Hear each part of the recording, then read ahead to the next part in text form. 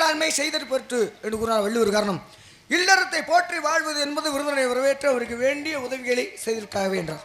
அது மட்டும் இல்லாது வருவிருந்த வைகளும் ஓம்புவான் வாழ்க்கை பருவந்த பால்படுதல் என்று விருந்தோம்பலுக்கு முக்கியத்துவம் அளித்துள்ளார். அந்த முறையோடு உபசரித்த நீர் வாழ்க. மேலும் தங்களை பற்றிய சகல வரும் யாம் அறிந்தாலும் கூட உம்முடைய நல்ல நாவினால் சொல்ல எம்முடைய செவியினால் கேட்கணும். சிறிய ஆவல் கேட்கலவா? ஆயக்கலைகள் 64 எய்ய உணர்வுக்கு என்னம்மை தூய உருபள்ளிங்கு போய்வாள் என் உள்ளத்தின் உள்ளே இருப்பவள் இனி வாராது இடர் என்று சொல்லக்கூடிய உங்க அம்மா கலைவாணி என்னுடைய நாவல வரை இருக்கிற வரைக்கும் தமிழுக்கு பஞ்சமும் இல்ல சுவாமி. கேட்கிற கேள்விகளுக்கு தடை சொல்வதிலும் பஞ்சமே இல்லை. எவ்வளவு வேணாலும் கேளுங்க. உங்க அம்மா மேல நம்பிக்கை வச்சு பதில் சொல்ல காத்துக்கிட்டு இருக்கேன். அருமையான வாழ்த்து, பெருமையான வாழ்த்து. இந்த உலகத்துல யாருக்கும் பேர்பட்ட ஒரு வாழ்த்து கிட்டியதே கிடையாது. நல்ல மனம் வாழ்க, நாடு போற்ற வாழ்க அப்படின்னு. வாழ்கனே எனக்கு நல்ல மனமும் வாழணும், நாடு போற்றவும் வாழணும் அப்படின்னு என்னுடைய குணமறிந்து என்னுடைய மனமறிந்து வாழ்த்தியதற்கு உங்களுக்கு கோடான கோடி நன்றி. இருந்தாலும் பாருங்களே, தேன் தமிழை போல் தேன் மொழியை போல் பாருங்களே, நம சிவாயம் வாழ்க, நாதன் தான் வாழ்க, இமை பொழுதும் என்னெஞ்சில் நீகாதான் வாழ்க, கோகுலி ஆண்ட குருமணிதான் தான் வாழ்க, ஆகம ஆகி நின்ற அன்னிப்பன் தான் வாழ்க, ஏகன் அநேகன் இறைவனடி வாழ்க, திருவாசகம் எனும் தேன் அப்படின்னு திருவாசகத்தை எழுதிய மாணிக்க வாசகர் திருவாசகத்தை படித்தாலே தேன் போல இனிக்குமா பாருங்க. திருவாசகத்துக்கு உருகார், ஒரு வாசகத்துக்கு உருகார் அப்படின்னாங்க. அப்ப தேன்மொழினா என்ன? அந்த திருவாசகத்தை தான் தேன்மொழி அப்படின்னு சொல்லுவாங்க. திருவாசகத்துக்கு நிகராக இந்த மொழியையே குருளி எனக்கு வாழ்த்துக்குரியதற்கு உங்களுக்கு கோடான கோடி நன்றி சுவாமி. கேட்கணும்னு சொல்லியிருக்கீங்க, கேளுங்க, பதில் சொல்ல காத்துக்கிட்டு இருக்கேன். அற்புதமான விளக்கம். இருந்தாலும் கதையின் சாராம்சத்தை முதல் காமிச்சிருவோமா? சாராம்சம்லாம் இல்லை, நிறைய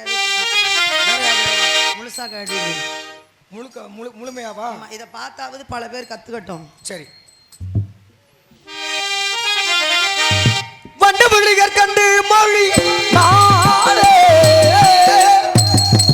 வண்டு விழிகர் கண்டு மொழி மாதே, வண்டு விழிகர் கண்டு மொழி மாதே, வண்டு விழிகர் கண்டு மொழி மாதே, வண்டு விழிகர் கண்டு மொழி மாதே மாதே மாதே, வண்டு விழிகர் கண்டு மொழி மாதே மாதே மாதே, வண்டு விழிகர் கண்டு மொழி மாதே மாதே மாதே,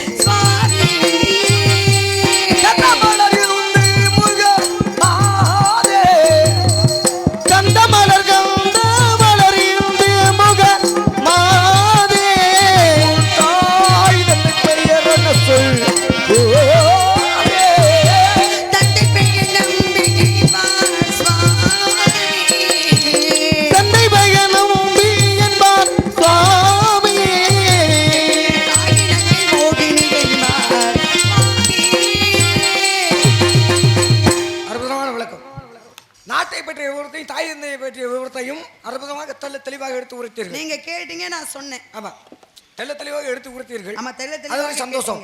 இருக்கின்ற பொழுது எதற்காக வந்திருக்கீங்க? காவலுக்கு வந்திருக்கேன். காவலுக்காக வந்திருக்கீங்க. ஆமா, உங்கள்ட்ட பேசணும்னு நினைச்சேன். ஆனா நீங்க முழுமையாக இந்த கதையின் சாராம்சத்தை முழுமையாவே காமிங்க அப்படின்னு. கதையின் சாராம்சம் முடிச்சுட்டு பேசலாம். அப்படியா? சரி. ஆக எதற்காக வந்திருக்கீங்க? காவலுக்கு. என்ன காவல்? திணை காவல். பேதை பெதுமை மங்கை மறந்த அறிவை தெருவை பேரிலம் என்று சொல்லக்கூடிய 70 பருவம். அடைந்திருப்பது மங்கை பருவம். அடைந்திருக்கிறது மங்கை பருவம். 3ஆம் பருவமான மங்கை பருவம். 12 வயதிலிருந்து 13 வயது இடைப்பட்ட பருவம். சொல்ல போனோம்னா இன்னும் சொல்ல போனோம்னா 12.25 சொல்லலாம். ஆமா, அதான் இடைப்பட்ட பருவம்ட்டேனே. ஆமா. ஆக அப்பேற்பட்ட பருவம். ஓரட்டில் ஆட்டம், ஈரட்டில் கலந்த கல்வியும், மூவட்டில் முடியாத திருமணமும், 4 பெறாத பிள்ளையும், 5 சேர்க்காத செல்வமும், 6 சேர்க்காத புகழும், 7 செல்லாத திருக்கோவிலும், 8 பெறாத ஓய்வும் வேண்டாம். அப்ப பருவத்தை வந்து பயிர் செய்யணும். ஆடிப்பட்டா தேடி விதைக்கணும். காற்று உள்ள போதே விதைக்கணும், தூட்டிக்கொள்ளணும்ல. ஆமா. அப்ப பருவத்தை ஏன் பாழ் அப்படிங்கிறதுனால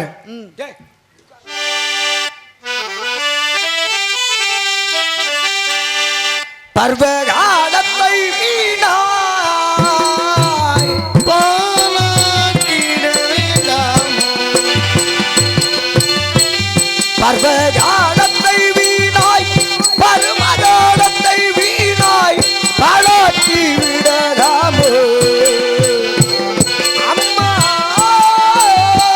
மல்லிகை விதி தன்னை மாற்றுகிறாயாகி முனிகே விதி விதி என்பதெல்லாம் அம்மா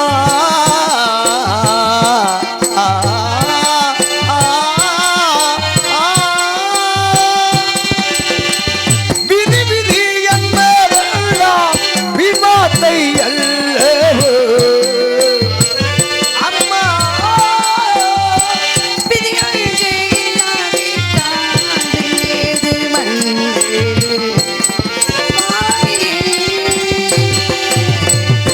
பழுண்டு பசியாரே அம்மா அம்மா அம்மா பழுண்டு பசியாரே ஞானம் மூன்று வேண்டுமோ அம்மா பாலோடாயினும் காலம் பாலோடாயினும் காலம் மறைந்த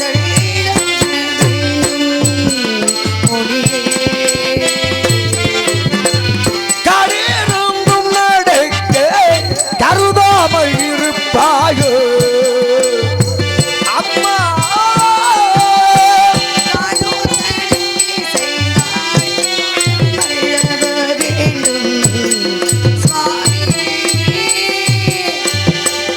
கழுகு மாமலை கந்தன் கௌரவம் தெரியுமோ அம்மா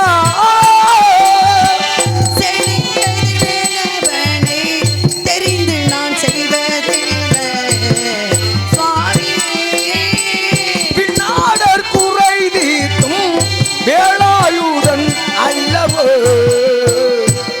அம்மா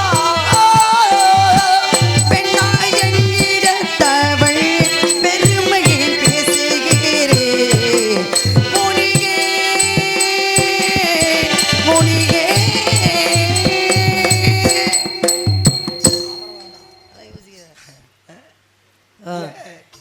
என்ன கேட்க வந்தனா என்ன கேட்க வந்து விதி யோசிக்கிறீங்க விதி விதி அப்படின்னு சொன்னீங்க சரி விதி விதி விதி விதி விதி இல்லைன்னா வேற விதி எதுவும் பெருசா இல்ல மதி பெருசா விதி விதி பெருசா ம். மதி பெருசா விதி தாங்க பெரியது என்னது விதி பெரியது நான் விதியை மதி- சார்ந்து வேணா மதி இருக்கலாமே தவிர மதி தான் பெரியதும் படிமே நான் விதி தான் பெரியதும்பேன் எந்த வகையில நீங்க விதி என்பது தாயும் தகப்பனை போல மதி என்பது பிள்ளைகளை போல அப்ப தாயும் தகப்பனையும் சார்ந்துதான் இந்த மதி என்ற பிள்ளைகள் வளர முடியுமே தவிர அந்த தாயும் தகப்பன் இல்லாமல் மதியை கொண்டு மட்டும் பிள்ளைகள் தனியா வளர முடியாது சுவாமி அதாவது மதி பெரியது அப்படின்னா எதுக்காக நான் சொல்ல வந்தேன்னா சொல்லுங்க அதாவது யமதர்மனே நேரடியாக பூலோகத்துக்கு வந்து உயிரை பிடிக்க வந்தது 3 பேர் உயிர் ஒன்று சத்தியவான் உயிர் பிடிச்சி விட்டாரு மார்க்கண்டேயன் உயிர் அடுத்து மார்க்கண்டே உயிரை பிடிக்க போனாரு ஆனா மாறாக அவரே செத்து போயிட்டாரு ஆக சுவேதன் உயிர் அவரை வந்து பிடிக்க வந்தாரு பிடிச்சி விட்டு விட்டுட்டாரு இப்ப அத சத்தியவானுடைய உயிரை வந்து பிடிச்சி விட்டாரு அப்படின்னாக்க காரணம் என்ன அந்த சாவித்திரி ஆப்பட்டது என்ன பண்ணா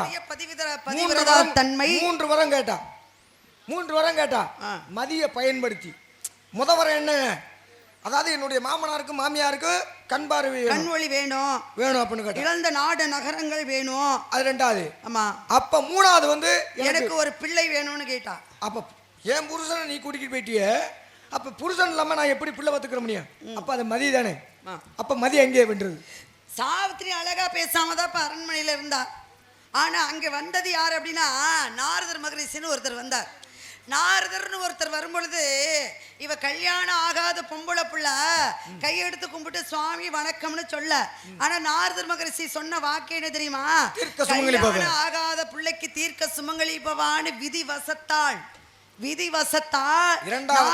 நாவிலே சரஸ்வதி குடியிருந்து தீர்க்க சுமங்கலிப்பவான்னு சொல்லியாச்சு தீர்க்க சுமங்கலிப்பவான்னு சொன்னதுக்கு பிறகுதான் ஏன் முகம் வாட்டமா இருக்கு என்ன காரணம்னு கேட்கும் பொழுது அங்கே நடந்த நிகழ்வை எடுத்து கூறுறா நிகழ்வை எடுத்து கொடுக்கும்போது அப்பதான் சொல்ற மனதார நான் கணவன் என்று நினைத்து விட்டேன் அந்த கணவனை நான் மணந்தே ஆக வேண்டும் அப்படின்னு ரொம்ப கட்டாயமா நிக்கிறா இன்னொரு விஷயம் அதுலயே இருக்கு சத்தியவானோட உயிர் வந்து ஒரு வருஷத்துக்குள்ள முடியணும். சாவித்திரிய மணந்துட்டா ஒரு வருஷத்துக்குள்ளே இறப்பு ஏற்படும் அப்படிங்கிறது எனக்கு தெரியும். சாவித்திரிய மணந்தாலும் மறக்காட்டி அவருக்கு ஒரு வருஷத்துக்குள்ள இறப்பு உண்டு அப்படிங்கிறது எனக்கு தெரியும்.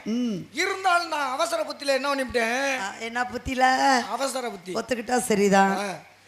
அதுதான் சுவாமி மதி மயக்கம்பாங்க. விதி மயக்கம்னு யாரும் சொல்றது இல்ல. விதி மயங்கி இருக்குன்னு ஏதாவது சொன்னாங்களா? விதி வலிமையது. விதி அதனுடைய வேலையை பார்த்துட்டே இருக்கும். ஆனா மதி மயங்கிரும்.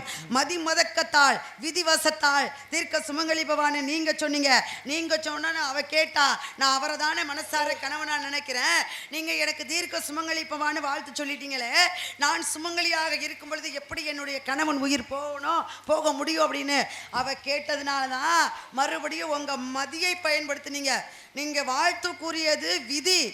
ஆனா அந்த விதியை வாழ்த்து கூறிட்டோமே, ஏறுக்குமாறாக ஒரு விஷயத்தை நம்ம செஞ்சுட்டோமே அப்படின்னு சொல்லி மதியை கொண்டு அதற்கு பிறகு காயத்ரி மந்திரத்தை சொல்லி அவளை 48 நாள் விரதம் இருந்து நேரடியாக போய் யமபட்டணத்துக்கு உயிரை பிடிக்கக்கூடிய தன்மையை கொடுத்தது உங்க மதி. ஆனால் அந்த மதி வேலை செய்யறதுக்கு காரணம் என்ன?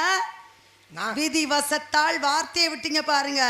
அந்த விதி என்ற வார்த்தை வரலனா உங்க மதிக்கும் வேலையில அவளுடைய மதிக்கும் வேலையில. அதே போல மார்க்கண்டேயன் சொன்னீங்க. மார்க்கண்டேயனோட உயிர் போகணும் அப்படிங்கிறது விதிதான். 16 வயதுக்குள்ளே போகணும் அப்படின்றது அவருடைய விதிதான்.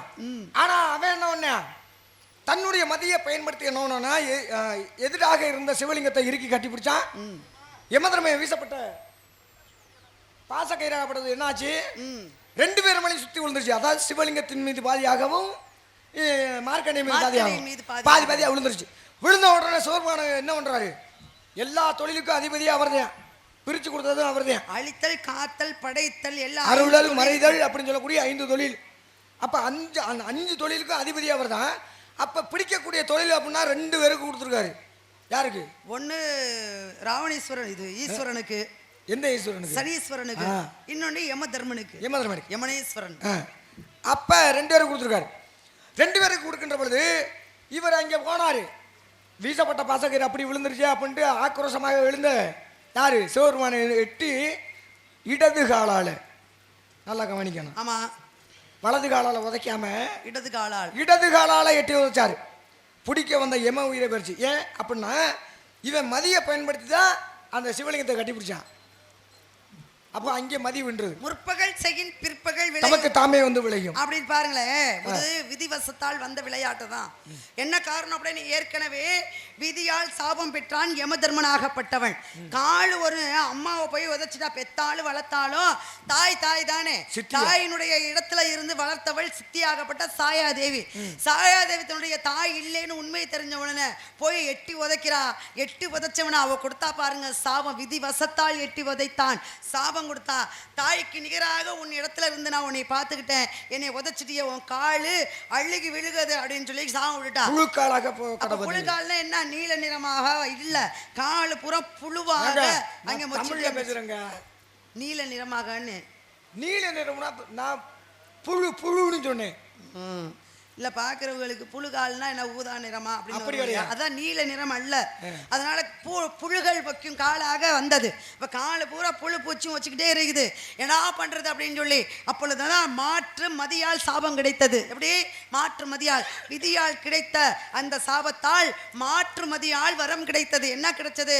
கவலைப்படாத, இந்த கால் மண்டிட்டு கேட்கிறான், அம்மா தெரியாதனமா நான் எட்டி வச்சு விட்டேன். அப்போ கொடுத்த சாபத்தையும் கொடுத்த வரத்தையும் மீண்டும் பெற முடியாது. அப்போ சாப விமோச்சனம் தான் கொடுக்க முடியும். அப்போ சாப விமோச்சனம் கொடுக்குறா. சரி, தெரியாமல் பண்ணிவிட்ட சின்ன பிள்ளை, உனக்கு விமோச்சனம் கொடுக்குறேன். பூலோகத்தில் மார்க்கண்டேய உயிரை பிடிக்க போகின்ற பொழுது எந்த ஒரு பெண் என்று பாராமல் எந்த காலால் எட்டி உதச்சியோ அந்த காலு புழுக்காலாக போயிடுச்சு. ஆனால் அங்கு ஒரு பெண் பாதமும் மேலே பட்டு உயிர் நீங்கும். மீண்டும் ஒரு பெண்ணாலேயே உயிர்ப்பிக்கப்படுவாய். இது சாப விமோச்சனம். பாருங்களேன், இதுல ஒரு பெரிய விஷயம் இருக்கு சாமி. எல்லாரும் சொல்லுவான் மார்க்கண்டேயனை பிடிக்க போனாரு, அதனால சிவபெருமான் எட்டி உதைச்சார் அப்படின்னு. உதைச்சது சிவன் அல்ல. அதனாலதான் என்ன காரணம் தெரியுமா? இடது கால அர்த்த நாரீஸ்வரர் அப்படின்னா யாரு? சிவன். அன்னை பார்வதி சக்தி பாதி. சிவன் எந்த பக்கம்? வலது பக்கம். சக்தி இடது பக்கம். அவர் அதாவது ஆண்களுக்கு வந்து சக்தி எந்த பக்கம் அப்படின்னாக்க வலது பக்கம் தான்.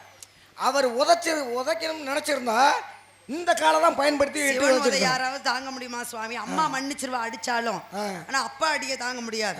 பாருங்களேன், அந்த இடத்துல 2 இடத்துல ஆதிபராச, எந்த 2 இடம்னு இல்ல, எந்த இடத்துலயுமே கணவனை விட்டு தர மாட்டார்கள் மனைவியாகப்பட்டவர்கள்.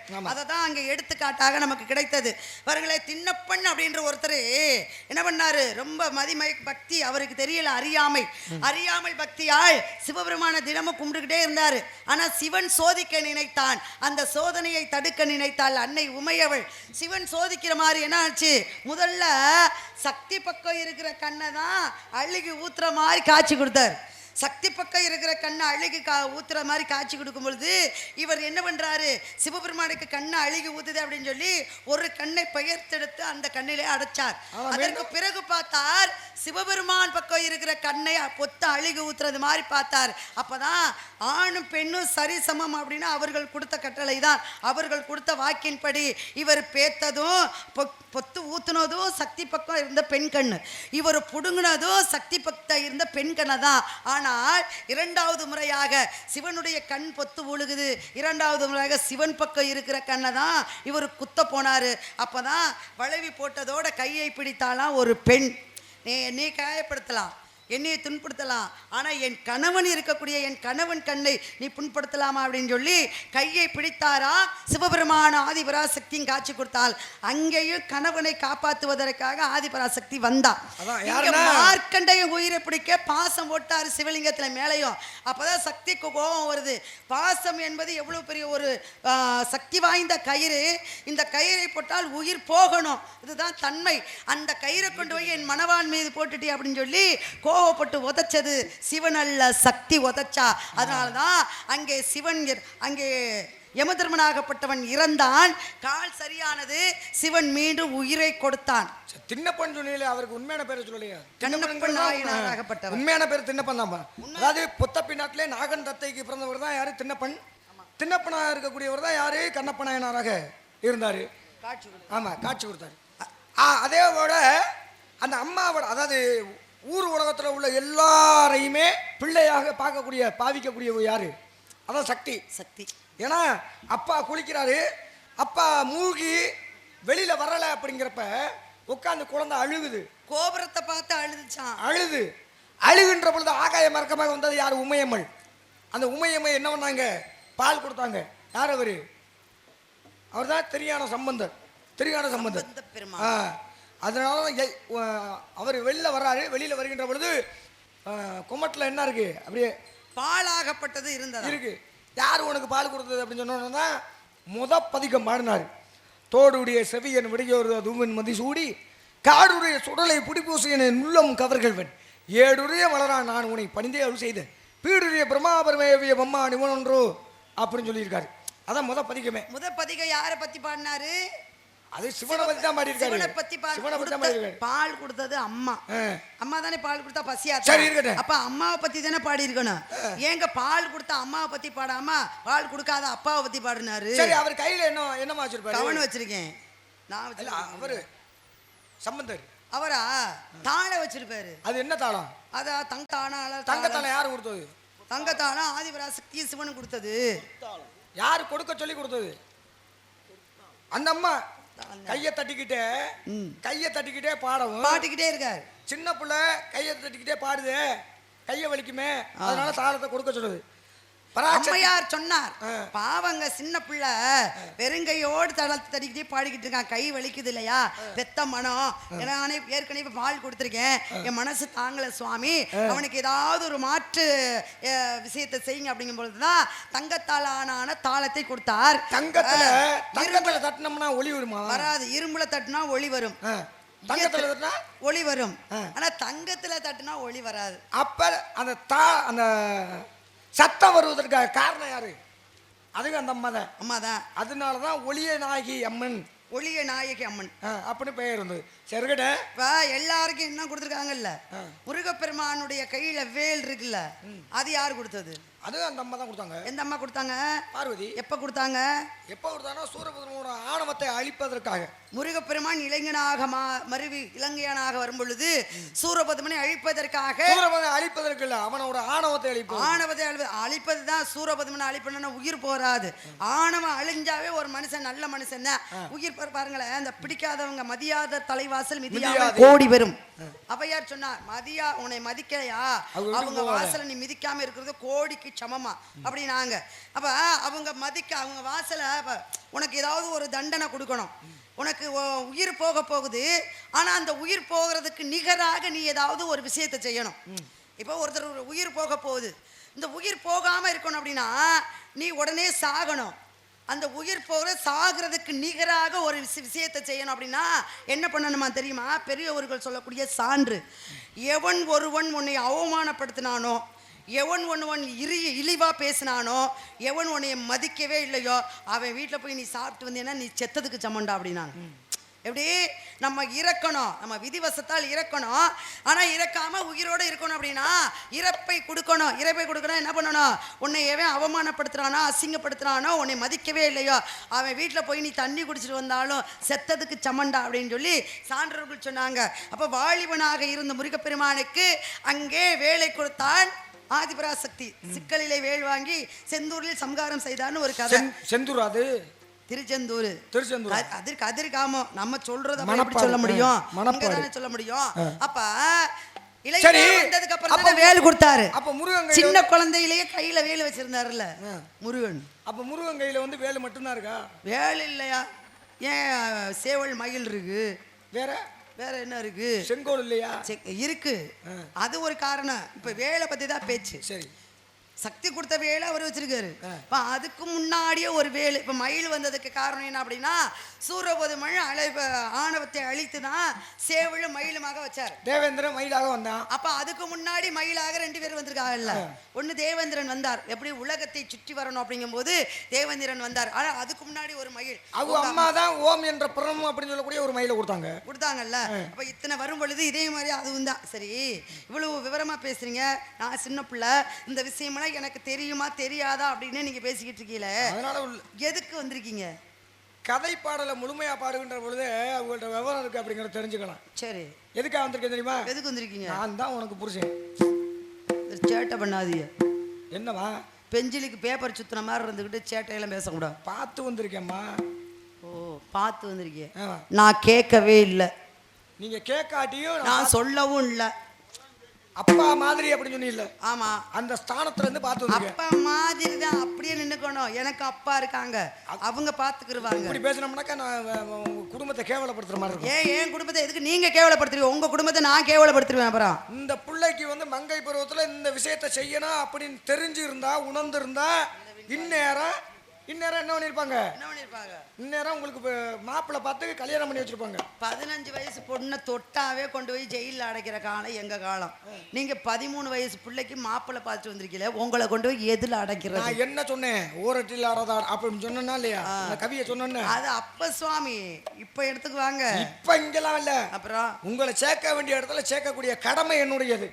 ஆமா, பிடிக்குதா பிடிக்கலையா? மாப்பிள்ளையவே சொல்லல. முருகப்பெருமான பார்த்து வந்திருக்கேன், பிடிக்குதா பிடிக்கல? முருகன் தான் மாப்பிள்ளையா? ஆமா, அவரை எனக்கு ரொம்ப பிடிக்குமே. அப்புறம் என்ன? அவரை நான் மனசுக்குள்ள வச்சிருக்கேனே, அவரை நான் காதல் பண்றேங்க. வாங்க. பிடிக்குதுன்னு சொன்னா இவ்வளவு நேரம் பேச்சு தேவையில்லை. ஏன் நீங்க ஒரு ஆள் தாங்க பிடிச்சிருக்கு அப்படின்னு உடனே சொல்லுங்க. ஆமா, ஏங்க அவரை பிடிக்கலன்னு சொல்ல முடியுமா? பிடிக்கலன்னு சொல்லவே முடியாது. அங்க வாய்ப்பு குறைவுன்னு தான் சொல்லணும். என்ன காரணம் தெரியுமா? எல்லாருமே ஆலயத்துக்கு போறாங்க, முருகப்பெருமானை தரிசிச்சுட்டு வரணும் அப்படின்னு. சரி, போறவங்க ஆலயத்துக்கு போறவங்களுக்கு பூராமே முருகப்பெருமானுடைய ஆசீர்வாதம் முழுசா கிடைச்சிருதா? இல்ல, பாதம் வரைக்கும் போவாங்க. போய் எப்படியாவது முருகன் முகத்தை பாத்திரலான்னு சொல்லும் பொழுது அப்பதான் ஐயர் என்ன பண்றாரு? தீபாதாரணையை படுத்துக்கிட்டு அவர் முதுக காமிச்சுக்கிட்டு இவர் நிற்பாரு. சரி, அவர் விலகுவாரி எப்படியாவது முருகப்பெருமானுடைய முகத்தை பாத்திரலாம் அப்படிங்கும்போது பின்னாடி ஒருத்தன் நம்மளை பிடிச்சி தள்ளிடுவேன். இப்போ போறவங்களுக்கு பூரா முழுமையான முருகப்பெருமானுடைய தரிசனம் கிடைப்பதில்லை. அதே போலதான் முருகன் கோவிலுக்கு போவேன். முருகனை எனக்கு ரொம்ப பிடிக்கும். மனதார இறைவா முருகா முருகா சொல்லிக்கிட்டு இருக்கேன். ஆனா இந்த கல்யாணம் பண்றதுல பெரிய சட்ட சிக்கல் இருக்கு. ஏற்கனவே கல்யாணமான இன்னொருத்தி புருஷனை எனக்கு தாரம் 2ஆக இருந்தாலும் தரம் நீங்க தான் முதல்ல. பிடிக்குதா பிடிக்கலையா? அப்படியெல்லாம் இல்லைங்க. முருகனை கல்யாணம் முடிச்சுக்க முடியாது. பிடிக்கலாம் சொல்ல மாட்டேனா? அப்படியா? ஆமா. கல்யாணம் பண்ணா பிடிக்கல. கல்யாணம் பண்றதுக்கு இஷ்டம் இல்ல. இதை கேளுங்க. எதை கேட்க நீங்க கேட்டாங்க.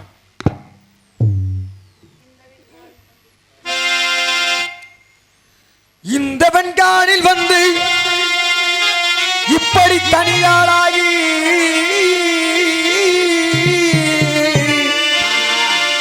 இந்த வெண்கானில் வந்து இப்படி தனியாளாகி செந்தினை புனம் காத்திந்த சிறுகுடி வாழ்தல் ஒன்றோ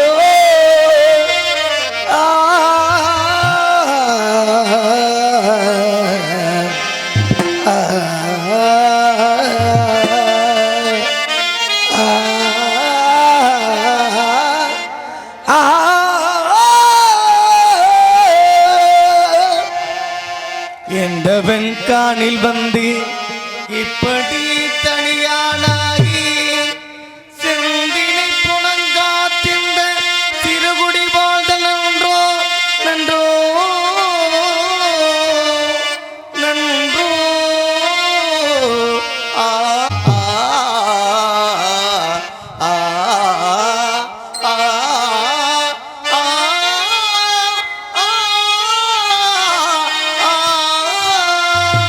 எந்தன் சொற்படியை கேட்டங்கள் கழுது மாமலைக்கே வந்தார். எந்த சொற்படியை கேட்டங்கள் கழுது மாமலைக்கே வந்தார். செந்தினை புனம் காத்திந்த சிறுதல் எந்த சொற்படியை கேட்டங்கள் கழுகு மாமலைக்கு வந்தார். சுந்தரமாதே நித்திய சுகந்தனி இருக்கலாமே.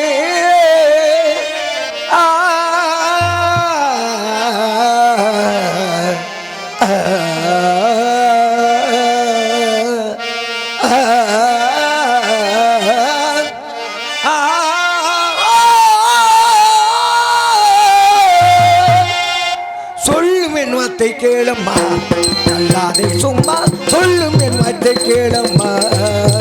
சொல்லும் என் வார்த்தை கேளம்மா, தள்ளாதே சும்மா சொல்லும் என் வார்த்தை கேளம்மா. அள்ளும் பகலும் இந்த அவஸ்தையை நீ விடுத்து, அள்ளும் பகலும் இந்த அவஸ்தையை நீ விடுத்து, அவனியோ பசவி படுத்து சொல்லும் என் வார்த்தை கேளம்மா. புளியது பசுவின் தோலை, புளியது பசுவின் தோலை போத்திமுள் திரிவதை போ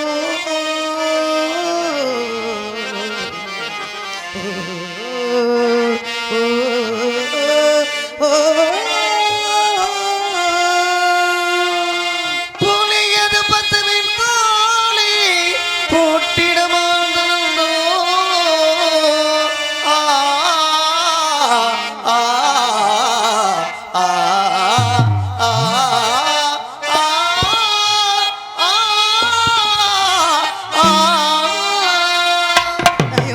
இதங்கள் பேசி நயமொழி உரைத்தினே,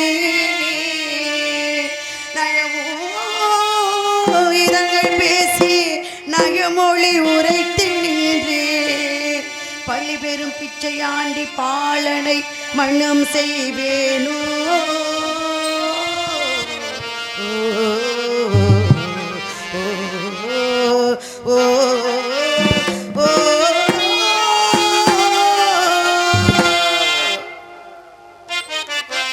பொய்யான தவ வேடம் புனைந்து வந்தவரே, பொய்யான தவ வேடம் புனைந்து வந்தவரே, பொய்யான தவ வேடம் புனைந்து வந்தவரே. பூமியில் போர் சொற்கள் புகழும் நாரவரே, கைவரிசை செல்லாது போ கற்று வந்தாலும் கைவரிசை செல்லாது போ செல்லாது போ செல்லாது போ. உனக்காகவே நான் சொன்னேன் உனக்காகவே நாம் துணை வகுப்பின்ற தீனமே. மனக்கவலை சொல்லாதே, ஆணிலத்தில் இயல்புதான் சொல்லும் என் வார்த்தை கேளம்மா. எனக்கு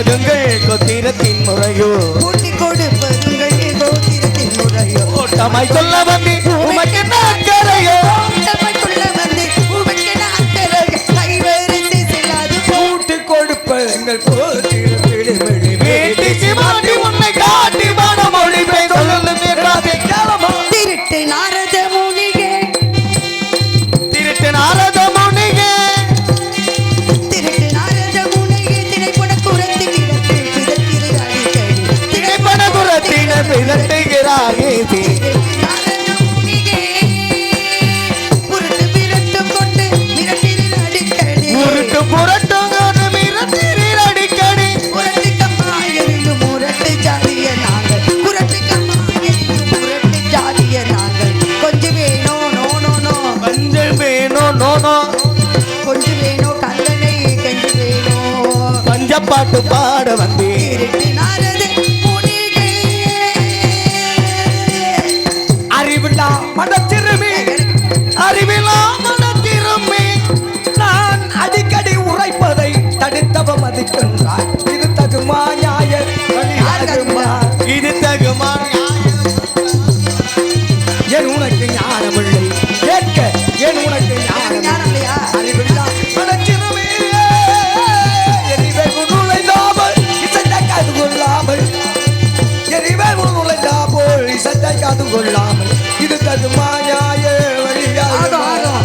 இது தகுமா நியாய வழியாகுமா? ஆகும். என் உனக்கு ஞானமில்லை இல்லையா? கேட்க என் உனக்கு ஞானமில்லை அறிவில்லா மனத்திருமே மனத்திருமே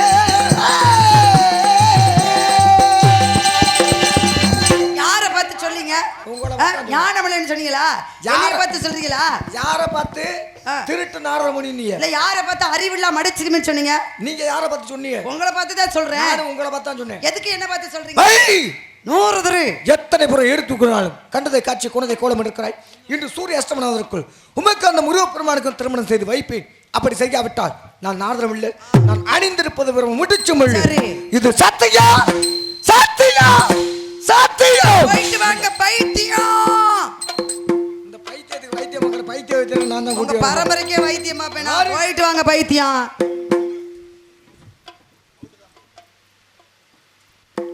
செவுத்துல ஓட்டுன பள்ளி மாதிரி இருந்துகிட்டு என்ன கத்து போடுது இது இவ்வளோ எனக்கு என்னன்னா என்ன இவ்வளோ சத்தம் போடுறாரு ஒரு ஆள் கூட எந்திரிக்கலையே அதான் ஆழ்ந்த நித்திரையில் இருக்கிறார்கள் அதனால எந்திரா டேய் எந்திரா அந்த முருகன் வர போறாரு முருகனுடைய காட்சியை பார்த்துட்டு தூங்குங்க அதான் எந்திரிங்க தான் முருகா இந்த வழி திருமண நேரத்துல முருகனை தாங்க பார்க்கணும் எந்திரிங்க எந்திரிங்க மணி 4:30 மணி ஆயிடுச்சு பிரம்ம முகூர்த்தத்துல முருகப்பெருமானுடைய திருக்காட்சியை பாருங்க எல்லாருக்கும் நல்லதே நடக்கும் முருகா வெற்றிவேல் முருகா வீரவேல் முருகா கந்தா கடம்பா கார்த்திகையா வேல் பிடித்து வினை தீர்த்து உங்கள் கால் பணிந்து உங்களோடு சேர்ந்து உலக மக்கள் எல்லோருக்கும் நல்லா செய்த வேண்டும் ஒரே காரணத்திற்காக தான் கல்யாணம் முடிச்சுக்க மாட்டேன்னு ஒரு சின்ன பொய் சொல்லியிருக்கேன் கண்ணா ஓ பிராடு தானா என்ன கண்ணா என்னை பொய் இப்படி சொல்லிட்ட பொய் பிராடான்னு கேட்டேன். பிராடுன்னு சொல்லலாமா கண்ணா பொய் தானே இந்த உலகத்திலே உண்மையா ஒரு புத்தி இருக்கா அப்படின்னா நான் மட்டும்தான் அதனால வர வேண்டும் முருகா வந்து என்னை ஆட்கொள்ள வேண்டும் முருகா ஆறுமுகா வெற்றிவேல் முருகனுக்கு அரோகரா. அரோகரா அரோகரா